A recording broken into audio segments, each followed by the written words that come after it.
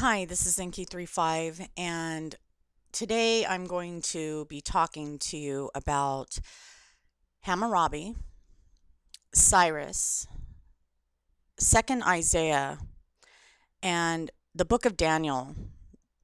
The two books of Isaiah and Daniel are in the Bible. And I'm going to be going ahead and reading you from some cylinder seals that have been found by Hammurabi and cylinder seals that were found of Cyrus. And then I'm going to go ahead and go into the Bible where it talks about the same references from 2nd Isaiah about Cyrus. And I'm just going to let people know that this is going to open a lot of people's eyes to some things, and I don't want to shock anyone from their belief system, and I don't want anyone's religion to be shaken, but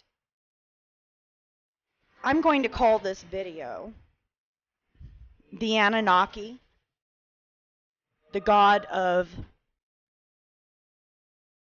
Hammurabi, Cyrus, and the Israelites? Question mark.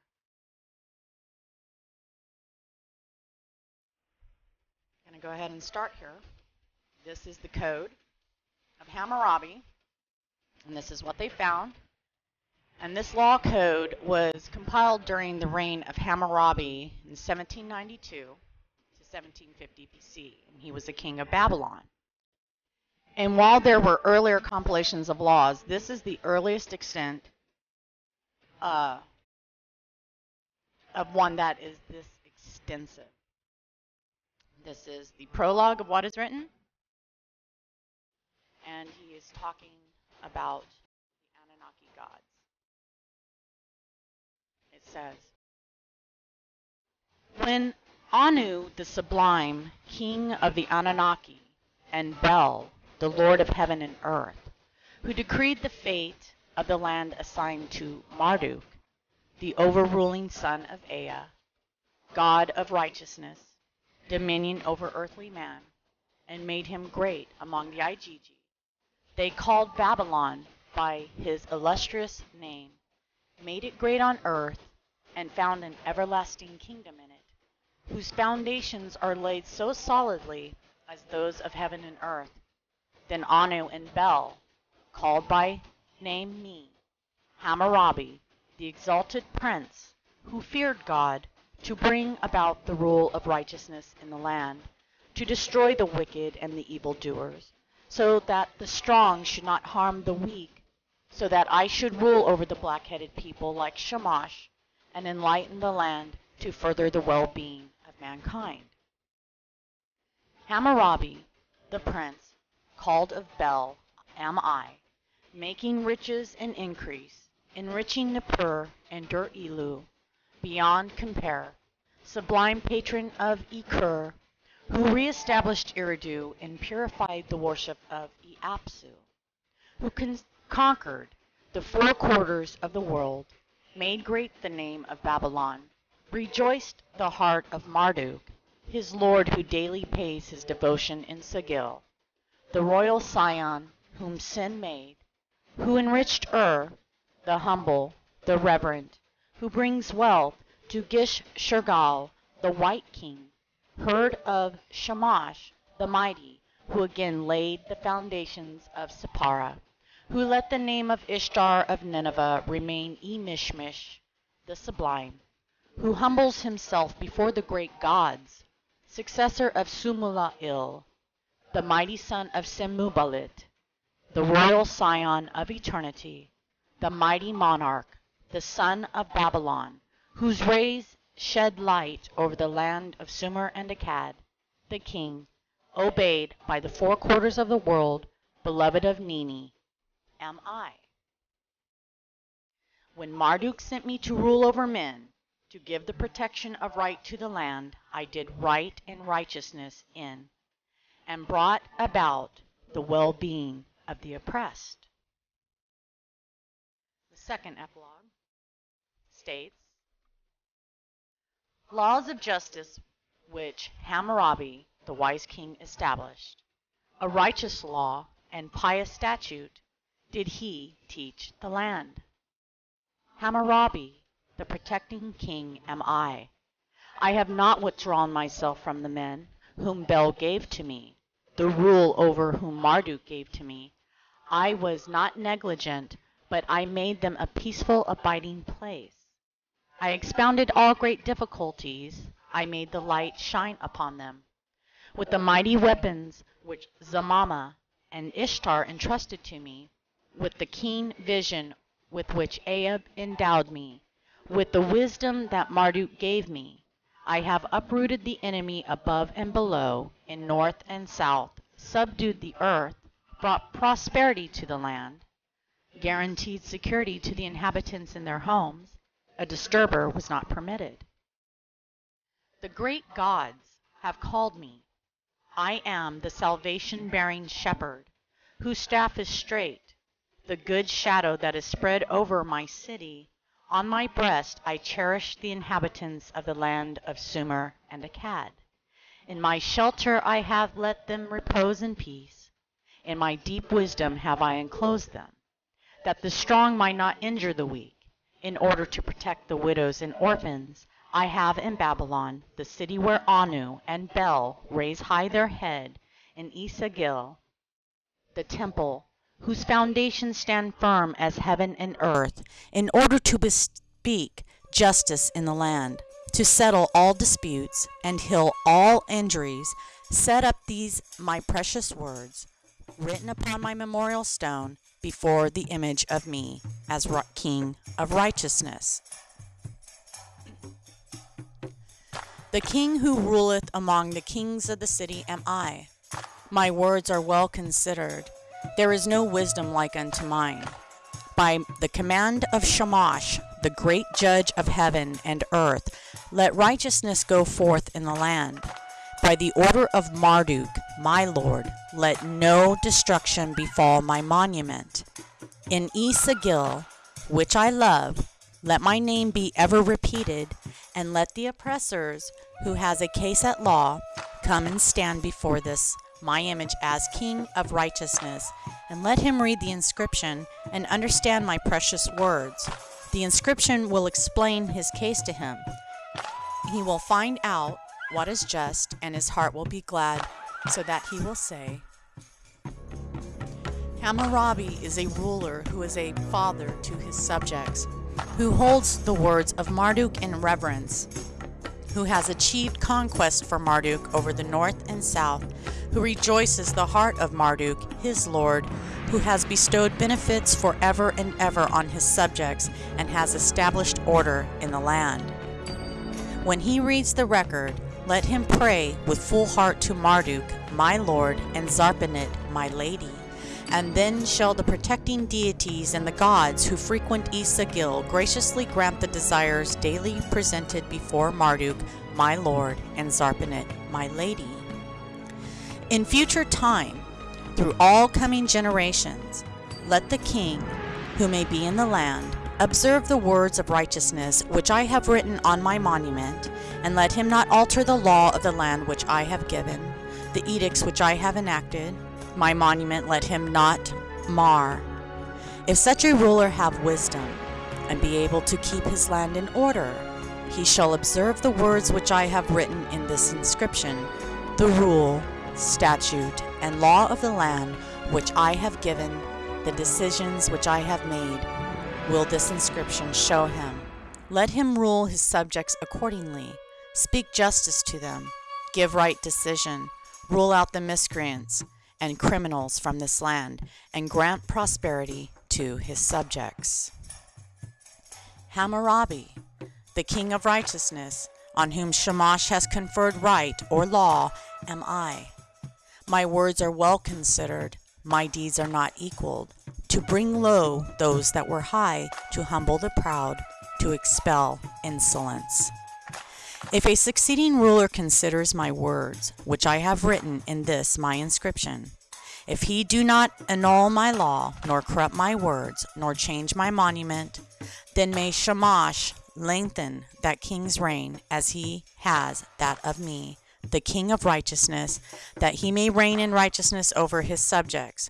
And if this ruler do not esteem my words, which I have written in my inscription, if he despise my curses and fear not the curse of God, if he destroy the law which I have given, corrupt my words, change my monument, efface my name, write his name there, or on account of the curse commission another to do so, that man, whether king or ruler, patesi, or commoner, no matter what he be, may the great God Anu, the father of the gods, who has ordered my rule, withdraw from him the glory of royalty, break his scepter, curse his destiny.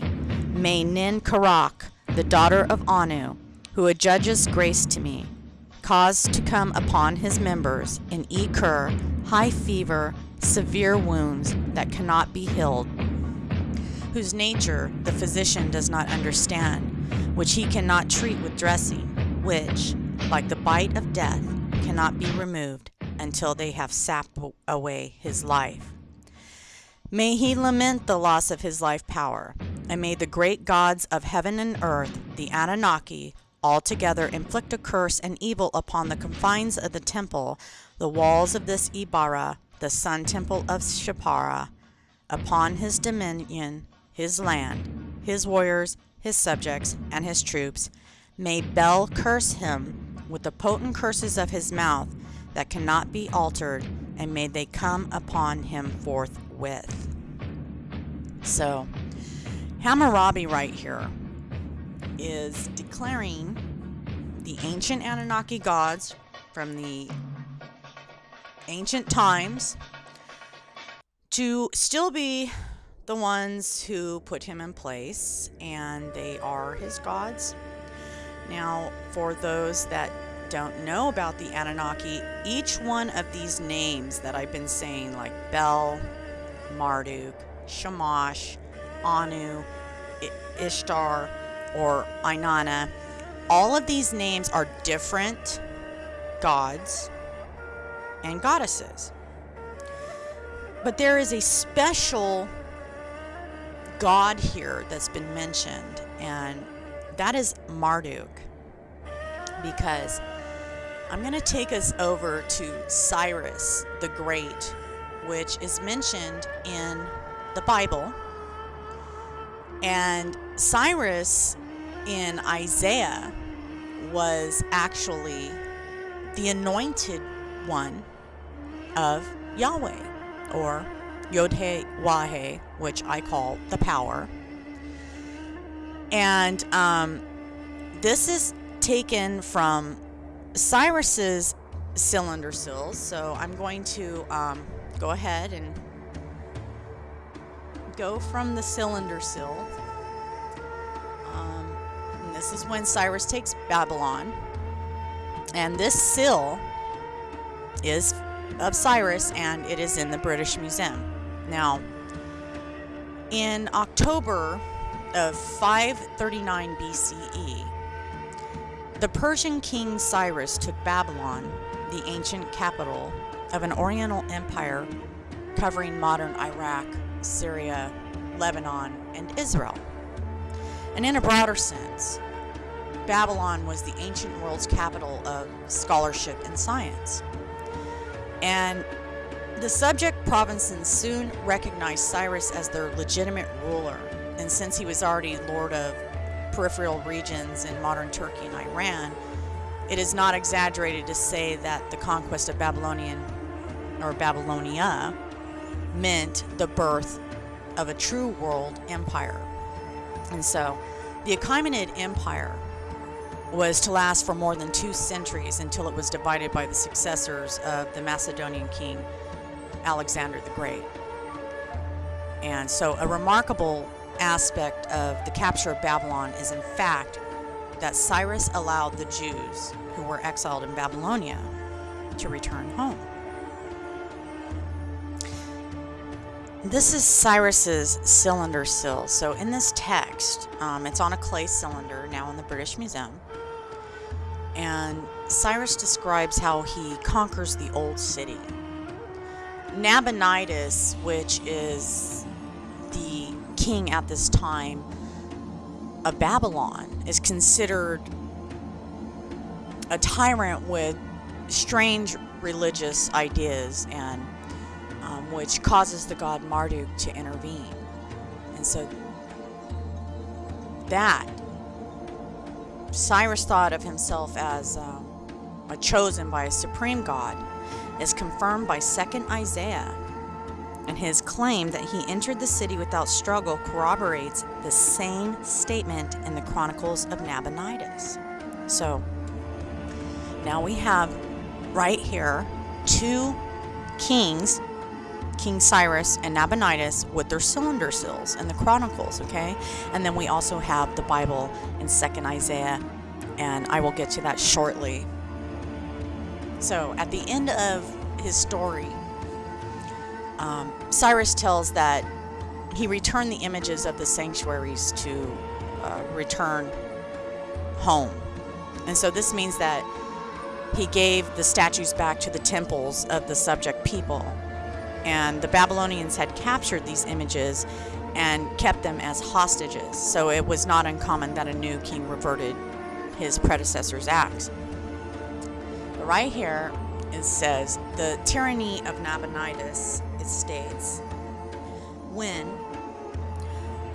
of the 4 quarters an incompetent person, that is Nabonidus, was installed to exercise lordship over his country, and he imposed upon them. An imitation of a Seglia he made, and for and the rest of the cultic centers, a ritual which was improper to them, an unholy display offering without fear he daily recited. Irreverently, he put an end to the regular offerings, and he interfered in the cultic centers. And he established in the sacred centers, by his own plan, he did away with the worship of Marduk, the king of the gods. He continually did evil against Marduk's city, and daily, without interruption, he imposed the corvée upon his inhabitants, unrelentingly ruining them all. So it caused Marduk to become angry, and this is what it says. Upon hearing their cries, the Lord of the gods became furiously angry, and their borders, the gods who lived among them, forsook their dwellings, angry that he, Nabonidus, had brought them to Babylon. Marduk, the exalted, the Lord of the gods, turned towards all the habitations that were abandoned, and all the people of Sumer and Akkad, who had become corpses, he was reconciled and had mercy upon them. Marduk surveyed and looked throughout the lands, searching for a righteous king, his favorite. He called out his name, Cyrus, king of Anshan, and he pronounced his name to be king all over the world. He made the land of Gudium and all of the Manda, that is the Medes, bow in submission at his feet. And he, which is Cyrus, shepherded with justice and righteousness all the black-headed people over whom he, that is Marduk, had given him victory. Marduk, the great lord, guardian of his people, looked with gladness upon his good deeds and upright heart. So Cyrus takes Babylon, and it states, he ordered him to go to his city Babylon, and he set him on the road to Babylon, and like a companion and a friend, he went at his side. His vast army, whose number, like water of the river, cannot be known, marched at his side fully armed. He made him enter his city Babylon without fighting or battle, and he saved Babylon from hardship. He delivered Nabonidus, the king who did not revere him, into his hands, and all the people of Babylon, all the land of Sumer and Akkad, princes and governors, bowed to him and kissed his feet.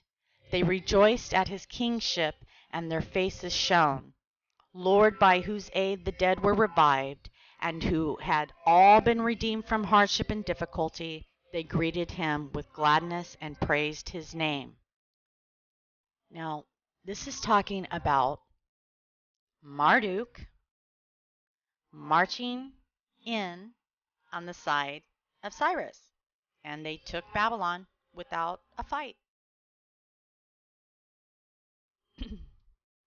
It states here that Cyrus says, I am Cyrus, king of the world, great king, mighty king, king of Babylon, king of Sumer and Akkad, king of the four quarters, the son of Cambyses, great king, king of Anshan, grandson of Cyrus, great king, king of Anshan, descendants of Tispes, great king, king of Anshan, of an eternal line of kingship, whose rule Bel and Nabu love, whose kingship they desire for their heart's pleasure. Now, I want to make reference to the word Bel. That means Lord. That's what that word means, Lord. Now, the Prince of Peace. When I entered Babylon in a peaceful manner, I took up my lordly abode in the royal palace amidst rejoicing and happiness. Marduk, the great lord, established of his fate for me a magnanimous heart of one who loves Babylon, and I daily attended to his worship. My vast army marched into Babylon in peace. I did not permit anyone to frighten the people of Sumer and Akkad. I sought the welfare of the city of Babylon in all its sacred centers. As for the citizens of Babylon, upon whom Nabonidus imposed a corvée, which was not the God's wish and not befitting them, I relieved their weariness and freed them from their service. Marduk, the great lord, rejoiced over my good deeds, and he sent gracious blessings upon me, Cyrus, the king who worships him, and upon Cambyses, the son who is my offspring, and upon all my army, and in peace before him we moved around in friendship. So these are the religious measures that were put in place when Cyrus took over. And just like it states in the Bible that the God of the Bible told Cyrus to do these things, and it says, by his exalted word, all the kings who sit upon thrones throughout the world, from the upper sea to the lower sea, that is, from the Mediterranean Sea to the Persian Gulf, who live in the districts far off, the kings of the west who dwells in tents, all of them brought their heavy tribute before me, and in Babylon they kissed my feet. From Babylon to Ashur, and from Susa, Agade, Eshnunna, Zamban, Miturnu, Der, as far as the region of Gutium, the sacred centers on the other side of the Tigris, whose sanctuaries had been abandoned for a long time, I returned the images of the gods who had resided there, that is, in Babylon, to their places, and I let them dwell in eternal abodes. I gathered all their inhabitants and returned to them their dwellings. In addition, at the command of Marduk, the great lord, I settled in their habitations, in pleasing abodes, the gods of Sumer and Akkad, whom Nabonidus, to the anger of the Lord of the gods, had brought into Babylon. So here is Cyrus's prayer that says, may all the gods whom I settled in their sacred centers ask daily of Bel and Nabu, that my days be long, and may they intercede for my welfare.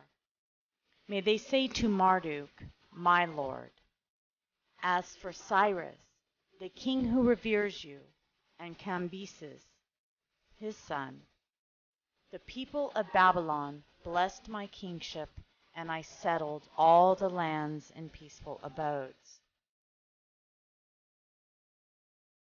It states, I daily increased the number of offerings to geese, 2 ducks, and 10 turtle doves, above the former offerings of geese, ducks, and turtle doves. Dur Imgur Enlil, the great wall of Babylon. Its defense I sought to strengthen, the quay wall of brick, which a former king had built, but had not completed its construction, who had not surrounded the city on the outside, which no former king had made, who a levy of workmen had led into Babylon. With bitumen and bricks, I built anew and completed their job. Magnificent gates I overlaid in copper, thresholds and pivots of cast bronze I fixed in their doorways. An inscription with the name of Ashurbanipal, a king who had preceded me, I saw in its midst for eternity. Now, what I'm going to turn to here is something that's going to really surprise a lot of people. And this is where it gets pretty intense in the religious sects and belief systems is because of this fact. I am turning to 2nd Isaiah. Of course, it's in Isaiah, but this is the 2nd Isaiah. It states, 2nd Isaiah, or Deutero-Isaiah, is the name of the chapters 40 through 55 of the biblical book of Isaiah, which were added to the real text of Isaiah. And the second prophet predicts the coming of King Cyrus, who will liberate the Jews from their Babylonian captivity and will bring them to the Promised Land. And it may be noted that Cyrus was considered by the Jews a monotheist, an opinion that was more or less correct, since many Persians venerated the wise lord Ahura Mazda, who was the eternal enemy of an evil god named Angra Mainyu.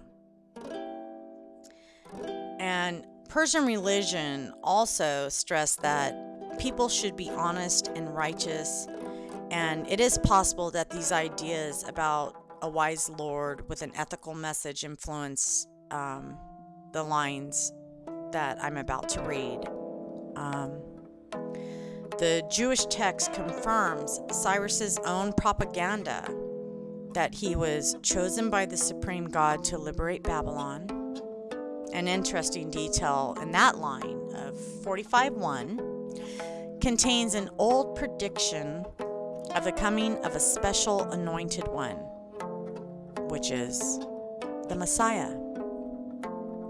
And it states in 44:23 of Isaiah, "Sing, O heavens, for the Lord has done it. Shout, you lower parts of the earth. Break forth into singing, you mountains, O forest and every tree in it. For the Lord has redeemed Jacob and glorified himself in Israel." 44:24 says, "Thus says the Lord, your Redeemer, and he who formed you from the womb. I am the Lord, who makes all things, who stretches out the heavens all alone, who spreads abroad the earth by myself, who frustrates the signs of the babblers and drives diviners mad, who turns wise men backwards and makes their knowledge foolishness." 44:26 says, "Who confirms the word of his servant and performs the counsel of his messengers, who says to Jerusalem, you shall be inhabited, to the cities of Judah you shall be built, and will raise up her waste places, who says to the deep, be dry, and will dry up your rivers, who says of Cyrus, he is my shepherd, and he shall perform all my pleasure, saying to Jerusalem, you shall be built, and to the temple your foundation shall be laid." In 45:1 of Isaiah it states, Thus says the Lord to his anointed, that is, the Messiah, to Cyrus, whose right hand I have held, to subdue nations before him and loose the armor of kings, to open before him the double doors, so that the gates will not be shut. I will go before you and make the crooked places straight. I will break in pieces the gates of bronze and cut the bars of iron. 45:3 states, I will give you the treasures of darkness and hidden riches of secret places, so that you may know that I, the Lord, who call you by your name, am the God of Israel. For Jacob my servant's sake, and Israel my elect, I have even called you by your name. I have named you, though you have not known me. I am the Lord, and there is no other. There is no God besides me. I will gird you, though you have not known me, and that they may know, from the rising of the sun to its setting, that there is none beside me. I am the Lord, and there is no other. 45:7 says, I form the light and create darkness. I make peace and create calamity. I, the Lord, do all these things. Rain down, you heavens, from above, and let the skies pour down righteousness, and let the earth open, and let them bring forth salvation, and let righteousness spring up together. I, the Lord, have created it. Well, when you look into these sayings of how the Lord God had created the heavens and separated them and things like this, um, it also refers to Marduk and the Enuma Elish, and these are before the Israelites had written down the first 5 books, the Pentateuch.